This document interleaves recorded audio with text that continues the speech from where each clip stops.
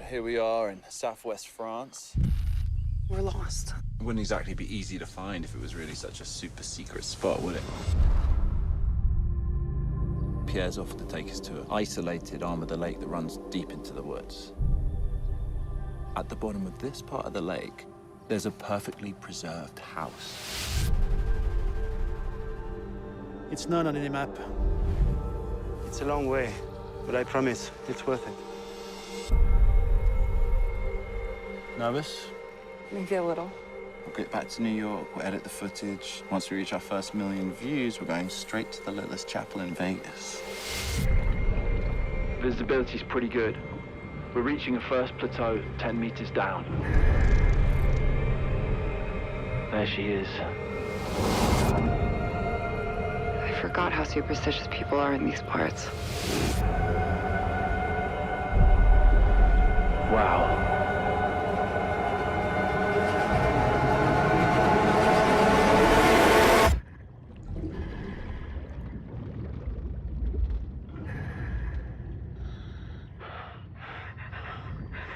What was that?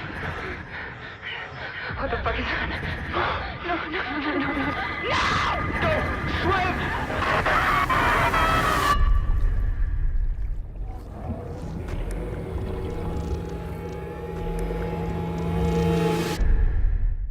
Carl and Lou here from Games, Brains and Head-Banging Life, gbhblofficial for short, and it's horror movie review time. It's going to something quite modern. From this very year, released 2021, The Deep House, a French supernatural horror film written and directed by Julien Murray and Alexandre Bastilio. The film stars James Jagger and Camille Rowe. Blumhouse Productions and Epix acquired the film for its North American distribution, which is how we ended up being able to see it, because it was released a little bit more widely than it originally was. The cast, it's a very small cast, but as we said, you've got James Jagger, Ben, Camille Rowe as Tina, Eric Savin as Pierre Montignac, Alexius Servaz as Mr. Montignac, Anne Classines as Madame Montignac, and Caroline Massey as Sarah Montignac. James Jagger, Mick Jagger's son. Yeah, that was an interesting little thing. Yeah, I looked at oh, yeah, the name's quite unusual, so I looked it up and I was like, oh, here it is. Yeah. He's alright in this. Yeah. He's alright at the point where I thought he was terrible. But for the most part, he's fine. I don't really have a lot to say about the cast, to be fair, because ultimately this is a movie that was just one big disappointment. Yeah. It was a movie that is style over substance, where the concept and the visuals are what blew me away, and then when it came to the substance of the story, I was like, it's just haunted house shit in a different scenario, which is nice, but when it amounts to the same fucking thing, you're like, ugh. Yeah. And also, like, your big sort of like, look at this thing, you could see coming a mile away, and I don't really love that either. We'll kind of get into what that is. But the movie starts off in a way that made me just go, no. Found footage. Yeah. Ben and Tina, they're a young couple who like to adventure around New York, passionate YouTubers, and they like to travel around Europe finding reputedly haunted places to live record their experience. Could I have groaned any louder? Yeah. Oh my fucking God, I was like, are you kidding me? That wasn't in the description at first. The only description we had was underwater house. We're like, yes. Yeah, that's cool. And then taken in by, oh. Yeah, because that's how we open, as they go to some abandoned sanitarium in Eastern Europe, and he does a jump scare thing where he hides from her and scares her, and I'm just like, oh my God, this has been done by everyone. What are you doing, film? Yeah. Infuriating, horrible start. Then we cut to like her holding her breath under bathtub and being timed by him, and it coming to like 3 minutes or something like that. And he's like, oh yeah, that would be enough time when we go whatever and so on. This is the actual setup. Why not open with that and just cut the stupid fucking part? Yeah, having them train as freedivers. Show a bit more of that. Show holding breath over a period of time in quick cuts. Well, it's nice to be filmed as well, because I find out the idea of freediving fascinating, and I follow freedivers, and you watch their pictures, and it's like, wow, that's look good as well, and when it gives them more, I don't know, focus. There's a reason why they're doing certain things. Again, people like to see probably video logs of people doing that more than fucking haunted places. Oh, it's such a bland start. Yeah. It's such a bland start. And you don't even know these people. And instantly I'm like, I don't like you. No. I don't like you. So the film then goes, look, we're going to try and correct course here. I'm going to try and make you get to know them as we do. They're travelling around southwest France, and we get a lot of conversations between them in their car. The chemistry's all right. Yeah. Enough, like, believable enough, but they clearly have different goals. There's a lot of chatter about what they want in regards to this. She kind of wants to just chill out and have a holiday. He's obsessed with YouTube numbers and stuff like that. There are some silliness about this. As anyone who knows uses YouTube, his obsession of getting 1 million views and becoming a millionaire from that makes you go, mate, really? Yeah. Really? It's a bit like, that's not going to happen, but good luck with that. And it would be nicer if, like, the film played around with the idea that he was a dreamer in that aspect, but it doesn't do that strong enough for me to cotton onto it and go, okay, the film's self-aware, he's not. Yeah. It feels like the film kind of, the writing agrees with him to a degree. And I feel like sometimes maybe like, she's very reluctant. Like, was there a reason? Did something go wrong on one of the other previous ones? Is it just like she's always a bit more nervous? Like, there's no real explanation of why she's... Yeah, it's weird because we open with her seemingly into it like he is. And then when we then cut to the south of France part, she's just like, oh, I just want to hang out and have a holiday and like that. And it's like, okay. You've got both being ball for it to like be entertaining to watch. But also you would have... You're here. Yeah. So you want it to come from... Like, you know what he's going to be bollocking Imagine that. We're going away on holiday and we have a plan to do this specific thing. We're going to do this specific thing. And then we get there and you and me go, yeah, I don't really want to do that. I actually want to do this instead. You want to tell me that before we fucking came? Yeah, it's just a little bit... Yeah. It's as if it's designed to create some sort of conflict between them. But mostly, it doesn't mean anything either. That's the thing. It doesn't matter when it comes to the meat of the story. No. So they're here because they're going to seek out what is a sanitarium that's been submerged in an artificial lake, an area that was flooded many, many years to create an artificial lake. But they're very disappointed. It did make us laugh when we do get the sort of arrival and it's a tourist spot. Yeah. And we did laugh and it was like, yes, that is exactly what fucking happens. Yeah. Oh, we're going to seek out these completely unknown haunted places. Fuck off. There ain't no one like that anymore. Everybody knows everything. Knows everywhere is. Exactly. Like, the most remote islands. Absolutely. Yeah. But this is probably the best character stuff. As his initial disappointment, he kind of switches tack and is like, okay, you know what? Fuck it. We're here. We will have a nice time. We're going to get some wine. It's a nice little change of pace. Yeah. But she sees him talking to a local and she starts to suspect that he's got other plan now. He comes back and tells him he spoke to his local, who's Pierre, and he knows of an isolated branch of the lake in the forest of Chanteloup. I'm rigging with those, right? Chanteloup. Chanteloup. Yeah, I said that, yeah. And this is another area that was apparently artificially submerged in 1984. Good year to prevent frequently reoccurring devastating floods. Right. Okay, so there was a small town there once. They flooded it because it was obviously an issue, and then it was going to become a lake, and you would no longer have these floods. Yeah, it's interesting because you kind of like, oh wow, you know, anything that's ever been like submerged or hidden away, and you discover it later, be it Roman or ancient ruins. Of course, it's fascinating because it's gone, it's away. You know, the bottom of the sea, the bottom of a lake. All that stuff has always got a nice eerie touch to it. You know, I think some of the best horror involves the deep sea. Yeah, that kind of thing. While this is just a lake, it's still interesting, and I would argue that it's probably not like isolated. It would have been seen, discovered, stuff like that. Yeah. Absolutely. But apparently, this area contains a mansion at the very bottom, which is perfectly preserved, like in time, like as if it was frozen. That's the interest. So of course, James is like, "Fuck yeah."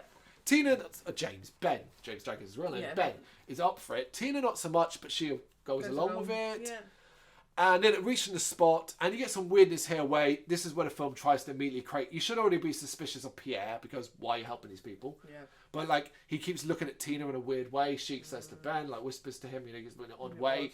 And you're like, okay, obviously we're doing something here. But they end up going underwater, submerging and going under it. Now let's talk about the underwater part of this movie.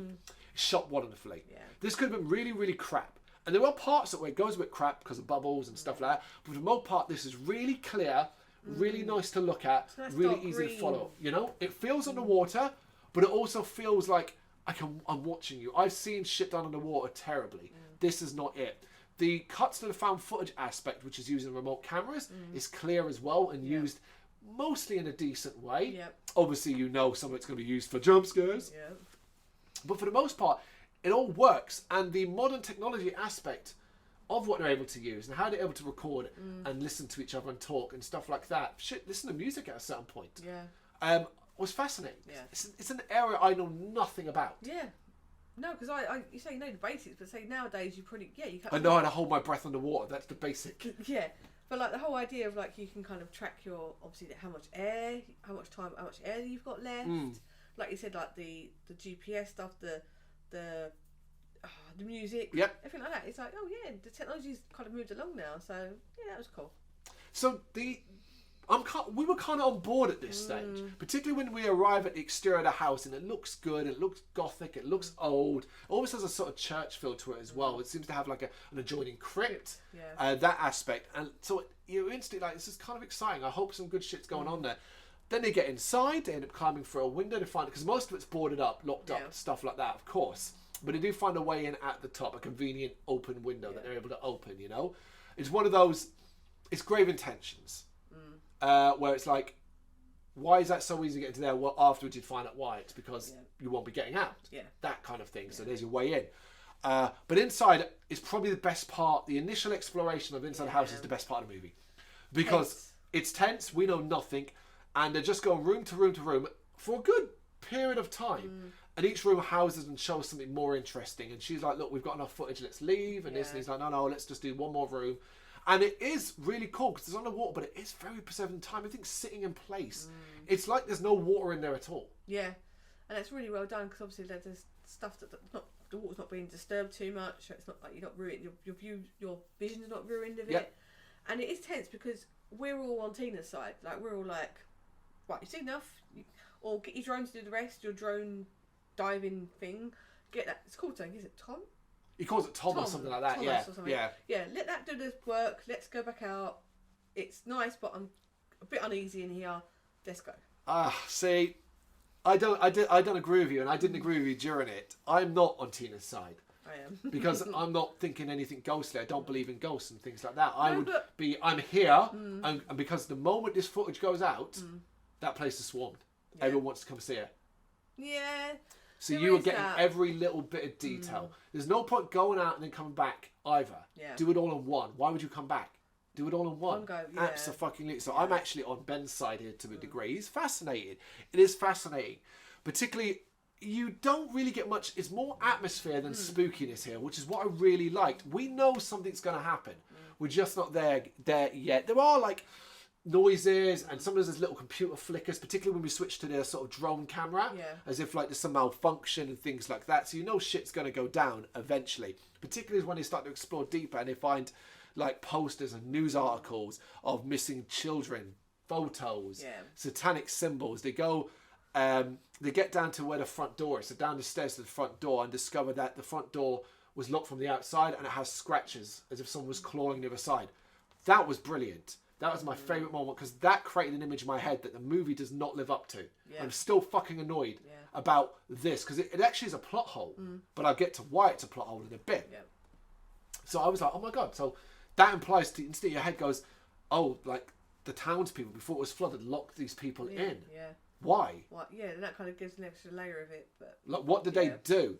You know, okay, you're thinking something to do with kids and all that. In the kitchen, that's where the sort of next major stage happens. As they find a door that's basically blocked with a giant cross.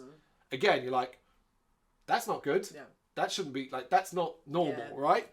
Of course, Ben wants to explore. I'm on board. If I'm there, if I've gone this far, I would... If I had to move a frigging crucifix of Jesus, like, I had to move Jesus out of the way, a pantry door in a kitchen, bolted shut, weighs a ton, to get into a room, I'm like... I would just want to see what was in there. I'd let you go in there. And fine, but I'd want to see because I'd wait I don't man outside. But yeah, they end up going in and going down, and then that's where they kind of discover the real horror of this, which is basically two corpses tied up in chains with some sort of weird masks, torture-style masks on their face. It's a nice image. It is a nice image. They're hanging over as like a satanic pentagram. Yep. And there's a room off to the side which kind of has like jars of pickled body parts and stuff like that. So you're like, the usual. This is bad shit. And it's bad enough shit that Ben's like, we're done. Yeah. We have more than enough. Let's get out here and go to the authorities. Now we have. Now well, no, because this is no longer a YouTube thing. You're not putting this on YouTube. No. This is a police shit. I know he tries to argue against that, but you can't put it on YouTube. It'll be pulled down. Yeah. YouTube will fucking have you for this one. You can't. It's as simple as that. This is different now. Yeah. So Ben's like, yep, we're both going to go. So they head back to the window where they were going to leave, but find it blocked by a brick wall. So game on. Yeah. So like the fact it's now bricked off. It reminded me of Grave Intentions. Obviously the doors that open, death awaits. Yeah. That part turns out to be the exact same doors, regardless of which direction you go. And it's nice because they show Tina, who's obviously not as comfortable as Ben, start to panic a bit, and obviously like he said, air's an issue. Yeah. This is frustrating as fuck. This really should have been a more tense aspect of the movie where air was always giving me a problem. The problem is I don't think it does a good job conveying that decently enough until the very final scenes where it's like, listen, you've got to calm down, we've got to preserve air, we're trapped in here and stuff like that. Like as if that should have been the real horror. Yeah. What should never have happened in this movie was ghosts appearing. What it should have been was the house was a ghost itself, almost to a degree. So it blocks you in, there's no way out. We cannot find it. Spooky things happen around you, but nothing directly attacks you. Your air is the problem. Yeah. How do we get out? Yeah. We're going to drown down here. Yeah. There's the horror. And through exploration, you end up uncovering more horror of what went on there, rather than what now happens. Yeah. That's what I think should have happened. Because they end up in the kitchen again where the corpses are and discover there's a grate above them. I think maybe they can escape that way. But Tina is attacked by these two corpses that come to life. This is one of the worst shots in the movie, as you can't see fuck all. Yeah. There's bubbles, there's everything. Yeah. It's just not nice. You'll generally be a bit like, okay, I'm not scared now because I can't see anything. Yeah. It just ends suddenly. Ben was there and he's like, I didn't see anything. Nothing happened. You weren't attacked or anything like that. And she's obviously quite frantic. Tina, like, that did happen. We saw it happening. So it's like, okay, well, why didn't Ben see it? Yeah. Was it real? Was it not? That as well. Here's the thing. Make it so that it starts to be an imagination thing. Like a mental thing. And these events aren't happening. Do you think they're happening? Yeah. This could have been scarier. And that happens. I've heard that happens with like when you lose air when you're running out of air. Yep. Hallucinations, stuff like that. Yeah. We could have really done something more interesting here. But Ben ends up curious. He pulls the masks off the corpses, revealing them to be the Madam and Mr. Montignac of the house. Basically, those two who owned the house. That's it. So, no, we'll do the backstory when it comes out. I was going to go into the backstory of this family as to or at least what it implies. Yeah. We don't get as much detail as you perhaps would want from this, but the corpses come to life and start to chase them through the house. I hated this part. I was like, for fuck's sake. Really? So we're just doing haunted house stuff with corpses now? Come on, man. Underwater. Hilariously, later on, I found it fucking hilarious. I was like, well, they're holding their breath. It must have been hard work to do and all that. And there's a point later on where, like, you can clearly see air bubbles. Yeah. And I'm like, see, like, you really, like, you know what I mean? Like, if you were corpses, your lungs would be full of water. There'd be no air. No. Come on, man. Like, it's such a stupid mistake to make. Yeah, it's so small, but it does take you way out of it. Takes me way out of it. They tried to escape through the chimney, which is a great idea. Really liked it. But the shaft does collapse, and somehow they end up getting separated on different floors of the house. Yeah, I like that. They fall out at different points. Brilliant. Because again, you're like, cool. Now imagine this same angle had happened, but it wasn't because the corpses came to life. It was just through their fear and panic of trying to escape. And then they get separated in the house. And that's the next part of the movie. Still running out of air, still having spooky shit going on, still uncomfortable, but now separated in it. Yeah. And struggling to find each other. That's and what scarier. Should have been easy, but it's almost like, what if they were in different parts of the house, but like in different time spaces as well? Yeah. In an upstairs bedroom, Ben finds a family tree featuring Pierre. This is where we find out Pierre was a Montignac as well. He was their son. And that it seems he lured to the house on purpose. And you're like, well, obviously he was a villain in it. He was dodgy. Question this though, right? Why? Are you looking for an answer? Because the film ain't going to give you one. And just had a really interesting thought there. Well, definitely it's interesting. This Pierre. So it's a bit of a long shot that he's going to find people that have got the diving equipment to get down to this house, know how to get into this house. See what I mean? Like most people that tourist place, they were just sitting there by a lake, like might have a bit of jet skiing, a little bit of a boat. To find people that have diving equipment. See what I mean? I know. It's not that much of a long shot. I think the film does an okay job of not explaining it, but giving you enough. Remember why they're there at that tourist spot? It's to dive for that asylum. So presumably most other people there are doing exactly the same. Maybe not to the professional level they have, but presumably he hangs out there to collect people for that exact reason, because they're not just there to sit on the beach or whatever. They're there to dive. Yeah, okay, right. So that's that angle. I think that's where that explains the why of why he does this. Fuck knows at all. The movie does no good job. Best you can go as well. He just does it because they were his parents. Yeah. But how's he aware they even still like ghosts? They're not explained of any curse. Nothing. But Ben ends up being attacked by an undead girl, which is the Montignac daughter, Sarah, and seemingly becomes possessed by her. Welcome to the worst part of the movie. And I say worst because Ben's acting, was it James Jagger? James Jagger's acting absolutely falls apart here, because his directing was, we need you to speak monotonously and in one tone, and all you're going to do is tell the fucking story. And that is it. And it is awful. Tina finds him and he ends up leading her to a hidden sitting room in the basement where a film reel starts up and starts to show us the backstory while Ben talks over it. It is fucking terrible. It feels so jammed in. It feels so fucking convenient. And we basically see that the Montignacs were evil, satanic, and kidnapped kids and sacrificed them. But the whole family, including the daughter and stuff like that. Townspeople rose up and said, enough is enough.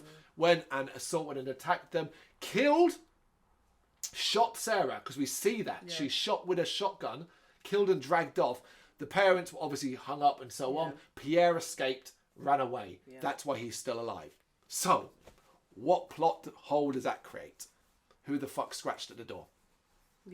So when they locked up the doors afterwards, who was still alive to be desperately trying to get out? Who? Pierre was gone, Sarah was dead, and the other two were chained up in the bottom.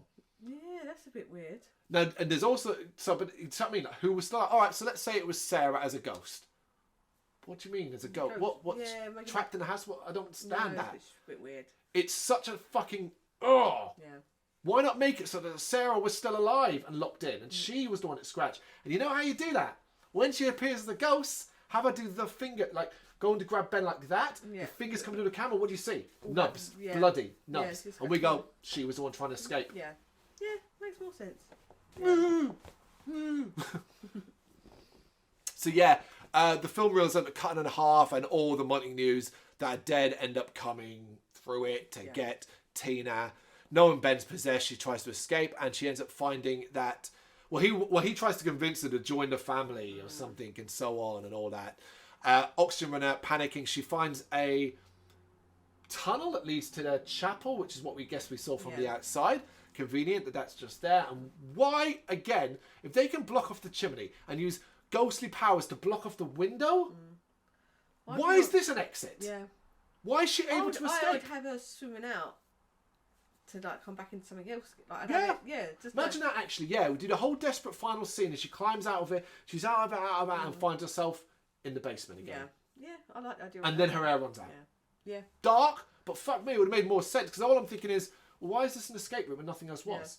Particularly as they're in there with her, because Ben tries to catch her and tries to kill her, but she stabs him with a diving knife, which apparently does away with the possession. Yeah. So he's not possessed anymore, but he's hurt, and before they can escape, Sarah then kills Ben, so Ben's dead.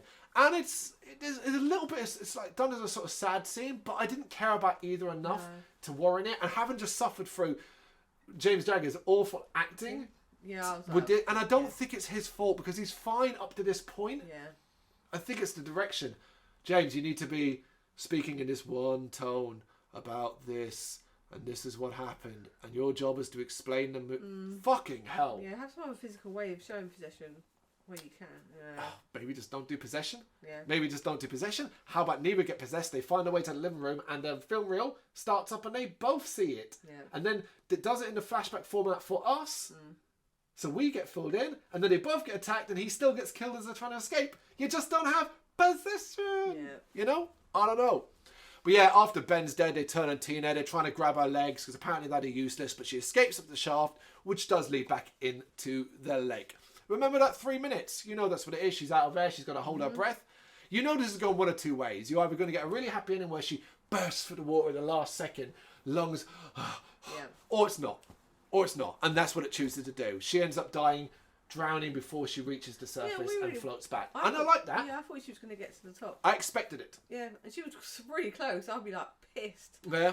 Oh, just a little bit further up. But yeah, she does end up drowning and float, and we just sort of see her floating back down. Missed the trick here in the last shot though as well. I would have had it focused on her floating body down, and then the last shot being sort of the haze of the house. So it's like she's floating back down to the house. Yeah. So she never really escaped. Yeah, no, it's just a bit bleh. Or one extra way of doing it again is as we see her floating down, things come into focus for us, and we see her floating into the living room. Yeah. She never actually left. Yeah. Yeah. There is no leaving once you're inside. Yeah. So how does all this work? How are they ghosts? How are they satanic? Why are they underwater? How are they able to move around? Does this mean they're free now and able to go where they want? Can they leave the house via the same shaft? If that shaft existed before, why didn't Sarah leave via it rather than scratching at the door if that was her?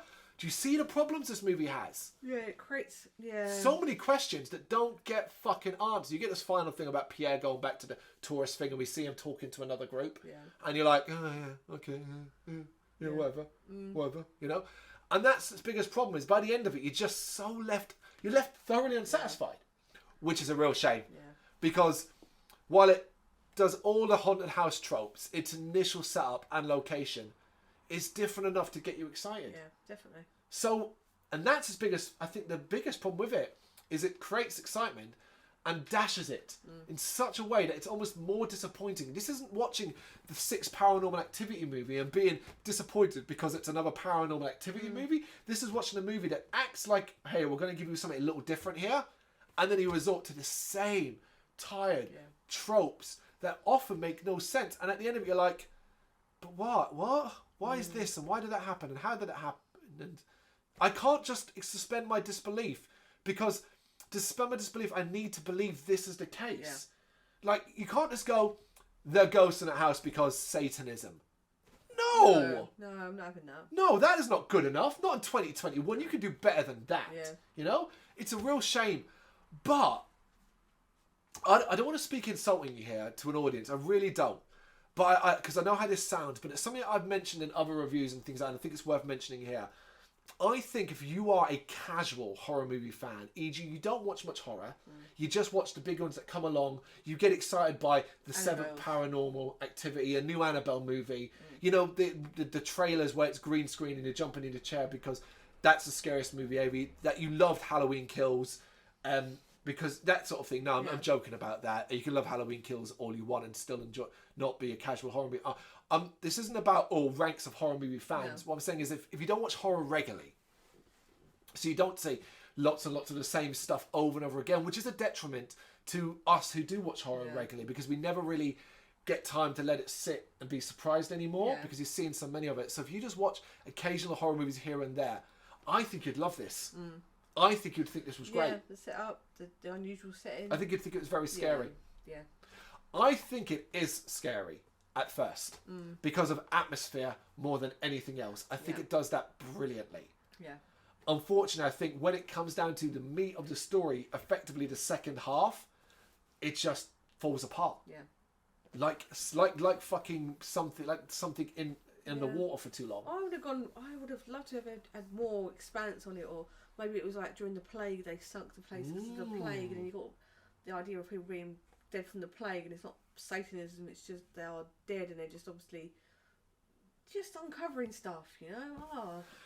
The fact as we talk through this review, we've rewritten parts of it. As I said, just do not do ghosts. Have it be haunted, have it be spooky, but start going down the route of hallucinations and being trapped.